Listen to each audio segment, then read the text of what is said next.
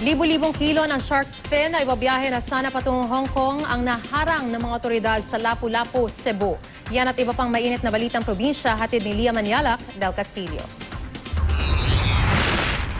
Inatake ng tinatayang 50 armadong lalaki ang isang farm sa Pantukan, Compostela Valley. Sinunog ng mga hinihinalang miyembro ng New People's Army ang warehouse, packing house, engineering shop, stock room at mess hall nito.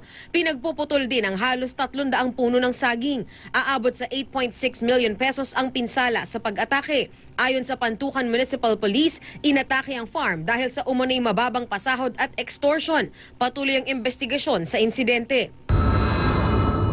Nasunog ang isang sari-sari store sa Lawag, Ilocos Norte nitong Biyernes. Muntik na ring madamay ang mga bahay sa paligid. Buti na lang at maagap sa pagresponde ang mga residente. Hinihinalang nagsimula ang sunog sa linya ng kuryente. Wala namang naitalang sugatan.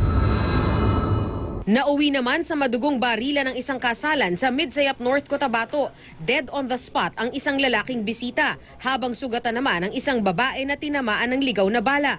M16 Armalite umano ang ginamit sa pamamaril ng suspect na bisita rin sa kasal. Sa inisyal na investigasyon, away sa pagitan ng dalawang angkan o rido ang insidente na nag-ugat daw sa agawan ng lupang sakahan. Nakatakas ang suspect at kanyang mga kasamahan. Patuloy silang tinutugis ng mga otoridad.